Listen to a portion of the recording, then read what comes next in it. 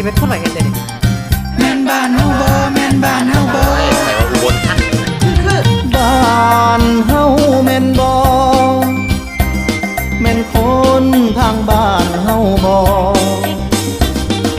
บ้านเฮาแม่นบ่แม่นผู้สาวทางบ้านเฮาบ่มาจากตจบคือกันกับไอ้บ่สาวกินข้าวเหนียวส้มตำได้ฟังเสียงลำฟ้อนยาวบอกอายแน่สาวมาจากอีสานแม่นบ่แม่นบ้านเฮาบ่แม่นบ้านเฮาบ่มาใจแล้วเนาะแม่นบ้านเฮาบ่แม่นบ้านเฮาบ่งามแท้ผู้สาวทั้งบ้านเฮาบ่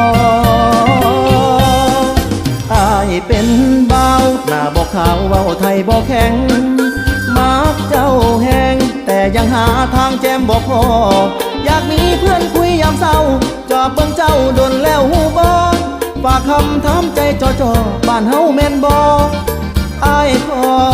เบอร์